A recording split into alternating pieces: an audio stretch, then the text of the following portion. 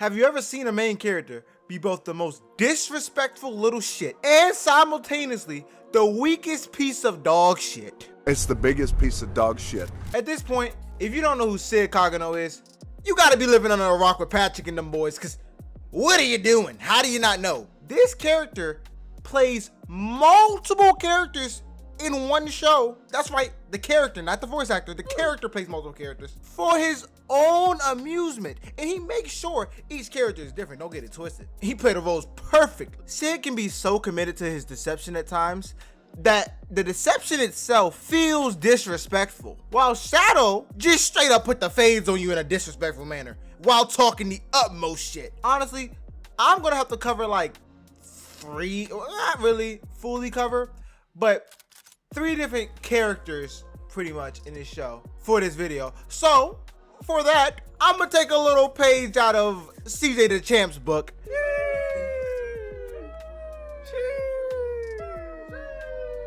That's why he's the GOAT! The GOAT! And we gonna do some exhibits, if y'all feel what I'm saying. Now remember, while I show you these exhibits, no, exhibits isn't a good enough word. These are incidents by the same margin that Shibuya was an incident. So when I show you these incidents, you must remember that the characters in the show believe these people to be completely separate, have nothing to do with one another at all. But when strung together, these incidents tend to look pretty disrespectful when you realize this is all the same damn person and he's trolling. So to start things off, I wanted to talk about 2 honorable mentions. You see, Shadow was faced with 2 separate and different situations, yet his solution to both situations was the exact same. But instead of just telling you his solution, let me paint the scene. On one end, we have Shadow working to save a princess who just got kidnapped, right? And is technically, when he said at least, his ex. They dated, long story, it was fake, kinda. So as I was saying, you know, he's down there in them sewers trying to save a princess who just got kidnapped. Now I say it out loud, it kinda reminds me of a certain plumber we all know and love. Huh, interesting. And while he's trying to save her, he's faced with this no good prissy boy who thought popping pills would make him cool. Ew, nigga, why you look like that? You look like you strained yourself trying to go Super Saiyan and burst your blood vessel. You look like you struggled trying to take a shit. You like Gilgamesh gone wrong. You might want to consider joining Monsters Inc. I'm telling you, you'd be the GOAT. You'd go crazy. And, oh God, you smell. Now wait a minute. We're in a sewer. That's why you smell. Hell no. You said what? You heard me. That's some bullshit. I can smell your under titty funk from here. The sewer can't cover that up. That stench is outrageous. Burning my nostrils off and whatnot. Alright, bro, cause I know you ain't talking with that weak ass fit on. What? You heard me. You look like one of them emo kids at a convention. Oh, dumbass Dr. Strange collar. Oh, Halloween too early ass fit. Walmart Assassin's Creed looking nigga. You wish you was You at just so insulted bad me. right now. Master Doom would never accept this. I must. Huh? Wait, what you doing? Ah! Yep, that's right. He boomed him in like half the fucking town. I don't know what the town did to him. Why are you causing all this property damage?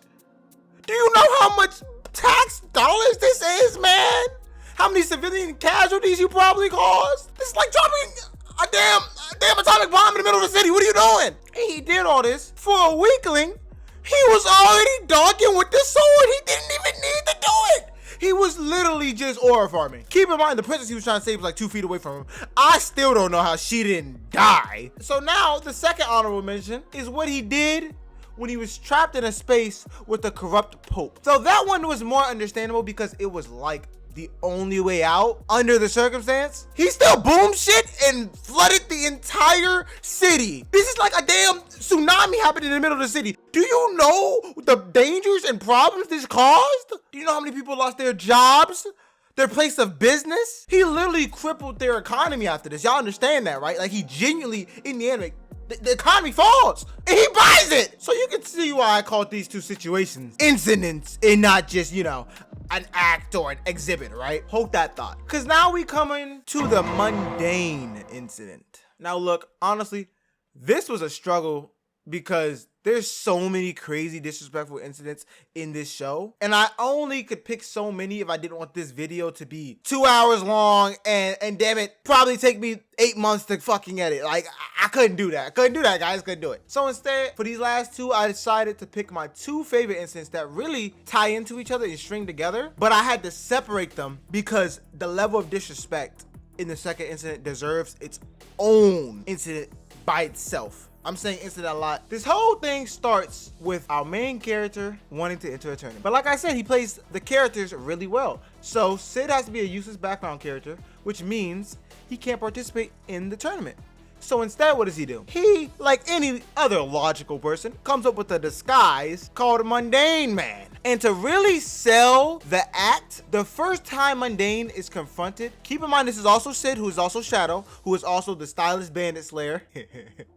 Dumbass name. In his first appearance as Mundane Man, he runs into this man with a generic guild leader fit. Like, he has the exact appearance of what I imagine any generic isekai guild leader would look like. He got the bald ass head, the goofy ass eye patch like he think he can pachi. You're not, buddy. You're not like that, I promise you. Generic ass armor on, big body built frame. Just seeing this just gives off background character. So I knew some master manipulation was about to occur because there's no way Sid's gonna let him outdo him. Fast forward past a little trash talk and a little bit of bait. I'm not gonna lie, a little bit of rage bait going on. And already this damn barbarian starts putting the beaters on Mundane. He throwing the fades, slinging them across the alleyway and whatnot. All because he genuinely thinks, based on nothing but appearance alone, Mundane is a newbie weakling who shouldn't join the tournament because it'll just waste time. Now, let me ask you a question. What would you do in this situation if you was as strong as Sid really is,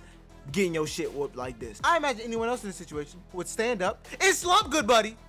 Put him night-night, put a blanket on him too, and give him a pillow to lay on night time. But no, he's too committed for that. Instead, he allows himself to get beat in this alley, then walked it off after taking 0 damage. Of course, this girl, I don't really know her name. I don't remember it. I'm not gonna lie to you. I'm gonna call her Amy. Might be her name, might not be. Amy actually notices that he took no damage and is interested in him after that. But that's like kind of a side plot. We'll get to that. So as Mundane Man continues to slime niggas out, win the tournament, straight slinging niggas around. But he seemingly is only winning through accidental means, by hitting his opponent so fast that it looks like they simply fell over and tripped. Like, come on, y'all. Y'all don't see that man knocked out? Ain't no way he tripped, fell over, and just lost consciousness. Come on, yo. As well as doing small things like cracking his neck at just the right time to dodge this gold fuckboy swing, as well as crushing his fake ass dragon attack with a sneeze. This is a disrespect, a disgrace, a shame, a sham, a kerfluffle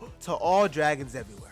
Don't ever pull out another dragon attack a day in your life. This should look like a fake ass dragon fist, but it's not comparable. It's ass. Losing to a damn sneeze. All that hype to your name. Talking about he's the undefeated legend. But the whole time, he's only the undefeated legend because every time he was matched up against an opponent he thought he couldn't beat, he just forfeited and never fought them. Like, what in the Mickey Mouse title is that? After this though, the girl we was talking about, Amy, confronts Mundane and ends up seeing him pull a Rock Lee, take these little arm guards off, drop them, and crush the ground because they're weighted. And her first thought wasn't, oh shit, he's been holding back, he's really gonna fuck our shit up. No, her first thought was he would see her as an equal if she shows him that she's practiced, get this, cracking her neck. I'm not bullshitting you. I swear to you, y'all. I'm not lying to you. She genuinely was practicing cracking her neck and sneezing. Now, I'm just as confused as you while reading this script, because I'm trying to figure out what the hell did she expect to accomplish from that? Even Mundane was clueless as to what the hell she was so smug about and was trying to show him. This shit is like when Sakura thought she caught up to Naruto and Sasuke. Trash can, please. It's like trying to put out the sun with a damn spray bottle. A Windex bottle. Are you serious? He goes from this to reaching the finals. We have to fight the strongest knight in the tournament, who is also the princess of the kingdom. And dear God, it's like he got in this match and he said, I got something to prove. This nigga started wilding. He starts making her hallucinate and think she's getting slashed with just slight twitches of his body and his gaze alone. This nigga is literally auraing her and winning the fight which is aura. Aura-ing? Is that a word? Did I just make that shit up? I don't know, but I'm keeping it in. It's so bad she literally can't stop her body from instinctively backing up and stumbling like she's actually getting hit. So because of this, the crowd start booing. Start booing her. Like, Man, you pussy, what you doing, bro? Get in there, you pussy ass. let me stop right there. But you get the point. And, you know, she ain't no bitch. So she said, what? Man, I ain't never been scared of nothing. And charged straight in with all her power. But while she's charging at him, she realizes something. As she gets closer, this nigga Mundane never even drew his sword from the fucking sheath. He had her seeing shit. Had her out there on psychedelics looking like Eisen was fighting her. She looked like she got hit with a fresh dose of fucking fear toxin in Gotham. So now what do you think this disrespectful hooligan is gonna do? You would think it's a sword tournament. He's gonna pull out his damn sword and deflect or block the strike, right? Hell no. That's not disrespectful enough for him. Instead, he decided he had to hurt her pride. So he parries her sword with his bare hand, grabs her by the throat, choke slams her, and now he wanna pull out the damn sword and hold it to her neck. Like, come on, bro. You already did all the work with the hands. You won, bro. He got the whole crowd at a loss for words because he was not supposed to win. How can he be this strong and still be unknown is what they were all wondering. And that's when he finally reveals himself to be the stylish bandit slayer. What? No, really, he reveals himself to be Shadow, but he got out as a stylish bandit slayer because of his fighting style. Now, after all this, the disrespect does not end. No. He could have missed a chance to continue disrespecting people. Already, he committed the ultimate disrespect by blatantly playing 3 people in front of these niggas with no clone. Oh, that's right. Every time he had to fight his Mundane man, he would have to actually get up and leave from the VIP room to go get in his disguise and go fight, even though he's supposed to be Sid sitting there watching his sister fight. And yet no one suspected a thing, because when he is Sid, he's committed to playing the role of background character B 1000% of the time. It sickens him literally to his core to see someone being a better background character than him. Alright, it's time for the final act, the Royal Incident. So to kick this incident off, there's this legend watching the tournament, known as Beatrix the War Goddess. After seeing Mundane fight Iris, the red-haired princess, she's been itching to fight this nigga. She wanna fight him so bad because he's strong. So after he reveals himself to be Shadow, she don't hesitate. She be like, what's up then? I'll do it. Let's scrap, nigga. She swings at him immediately, which of course he blocks. Now they launch into a clash of blades, but you know Shadow gotta fight disrespectfully. He clashing with her, then walking past her mid-fight, blipping out of existence and appearing right behind her. And he's clearly playing around, using one hand while blocking her shit, not even serious at all. Then Iris decides she also wants to join the fight, but this time, she brings an artifact. And Shadow don't miss a damn beat. He calls her out immediately on her using a crutch like an artifact, which, you know, she did ask him, did he think it was cowardly? And he replied no, but then called her out on using the crutch.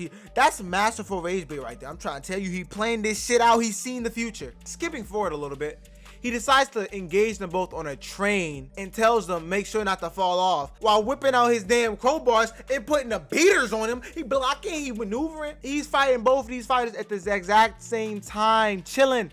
Then he jumps off the train saying he never forgets a strong opponent. But are you ladies even worth remembering? That's a bar. That's a bar. That's hard. I'm not gonna lie. But honestly, take on the fucking play. Ref, stop the damn game. Shadow, you can either disrespect them with your fighting style or disrespect them with your words. But this both shit is crazy. You gotta stop it. This shit is not okay. Red card. Get him out the game. Plus, y'all causing all this mass destruction throughout the city. Like, do you not care about the people, guys? I'm supposed to be protecting these people. And you telling me you getting jumped at full power and you're still untouched? Not even trying? And now we get to one of my favorite moments in all of anime up on this rooftop. He pushes them both into a corner. So Iris decides she'll immobilize him even if it cost her her life, leaving Beatrix to land the killing blow by her dildo. All she has to do is land that blow if Iris can successfully immobilize her. So Iris charges Shadow, who dodges the first strike, of course, easy. That shit trash. But she intentionally lets go of her sword on the second strike and tries to grab him. Now, of course, this repeat offender ain't listened the first damn time, so he knees her in the chin with perfect form, perfect chin music, chin meet gown, while also talking shit, calling her an amateur. I already told the ref to kick this man out the game. Apparently, the ref didn't want to listen to me. This nigga must be SGA or some shit. Not even, because he not getting calls. He just disrespected. Straight Michael Jordan out there. Shoot it, you fucking midget. But credit where credit is due. Beatrix doesn't waste a single minuscule, minute second. She immediately launches her strongest attack, but sadly, it only ends in more embarrassment as he throws his sword up in the air, grabs her, then slams her on top of Iris, and you think the combo was over, but no, he catches his sword, and instead of impaling them straight through the stomach, because he ain't trying to kill him, he just trying to disrespect him, he stomps his boot on Beatrix's stomach and had Iris back and Beatrice's whole body, both of them, feeling the pressure of God like he got Conqueror's hockey, like he's Shanks or some shit. But fuck all that. No, that ain't even the end. Iris yells at Shadow saying, "Do you really think you can run? With all the commotion, every knight in the capital has been mobilized. The entire kingdom's your enemy now. There's nowhere left to run." Which, I mean, any logical person would think that would be the case. But Shadow took that shit as disrespect. He laughs like a maniac, and you know what? Nah, you gotta just hear this one. Run away? Who's running? Running where? Why would I run? This nigga decided just because she thought he was going to run to nuke the whole fucking capital, bruh. The nigga was like, who's running? What the hell is wrong with Buddy? This is the most crazy jump ever because he thought you was gonna run. You gotta nuke the whole fucking kingdom? Now, luckily enough, he decides not to actually nuke the whole kingdom. Instead, it was just for show. This time, he says, his words exactly, this time it's just for show. Like, he really just had to make everybody sweat and know he wasn't sweet. He ain't scared of no kingdom. So all he really did was clear the entire sky of the storm that was just above them, which is still crazy, but okay. Wow, that was a lot of talking. Honestly, I need a drink. I need a sip of water or something. There's much more I wanted to cover because I love this anime. I love there's so much stuff in it to cover. But if I did that, I could go on and on for so long. I already told y'all this video would be forever. It would take forever for me to edit, and it would be so long. So instead, I'm gonna leave it here with two of my favorite moments from all of anime. Honestly, this is just near and dear to my heart. I loved it. I'm not gonna say it's my favorite anime of all time, but I do definitely think you should watch it. And that is why I believe, and this is why I believe Shadow might be one of the most disrespectful characters in anime, because he's both disrespectful in his deception and disrespectful in his fight. That's crazy. And his thoughts is disrespectful. The way he be thinking is crazy. I genuinely feel like when he's Sid or anybody that's not Shadow, he's laughing at people while he's pretending to be weak, because he's like, yo, I could really fold you. And it's not even a belief no more, actually. He actually did this to his own sister, mind you. Then after he's done, you know, acting incompetent, he just destroys him in Shadow, because why not? I'll put on an immaculate spectacle. Gotta put on the show, a performance. Without further ado though, make sure to like, comment, share, and subscribe. Leave any anime shows and topics you would like to see me cover in the comments below. I love you guys, and class is out.